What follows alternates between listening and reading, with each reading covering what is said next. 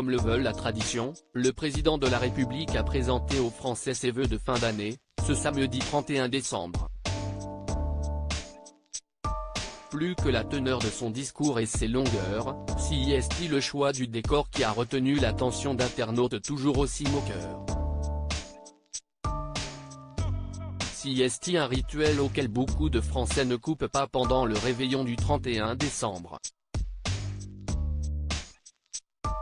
Avant de déboucher le champagne, une frange d'entre eux branche leur téléviseur pour écouter les traditionnels vœux de fin d'année du président de la République. Comme depuis 5 années, Emmanuel Macron s'est donc prêté à un exercice jugé d'autant plus périlleux que le contexte social et économique ne joue pas en sa faveur. Malgré la guerre en Ukraine, l'inflation ou encore la crise de l'énergie, le chef d'État a cherché à délivrer un message teinté d'optimisme lors de son allocution du Nouvel An, qui aura duré une vingtaine de minutes. Des vœux d'unité, d'audace, d'ambition collective et des vœux de bienveillance, a-t-il notamment souhaité, tout en ayant un mot pour saluer la mémoire du pape émérite, Benoît XVI, disparu le jour même. Puni dans le CDI d'un établissement scolaire?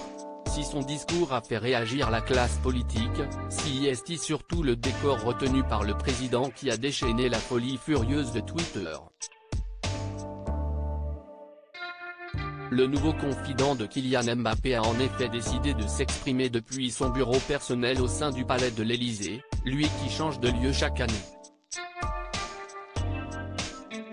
L'occasion pour les téléspectateurs de faire connaissance avec sa sublime bibliothèque, installée derrière lui, ce qu'ils n'ont pas manqué de faire remarquer. Emmanuel Macron a donc décidé d'enregistrer ses vœux depuis la bibliothèque d'une classe d'école primaire. Pourquoi pas, s'est étonné l'un d'entre eux, quand d'autres y ont vu un hommage à tous les CDI des collèges et lycées de l'Hexagone. Et se sont amusés du parallèle avec l'ancienne profession de son épouse, enseignante de lettres. On ne tourne pas la page si facilement.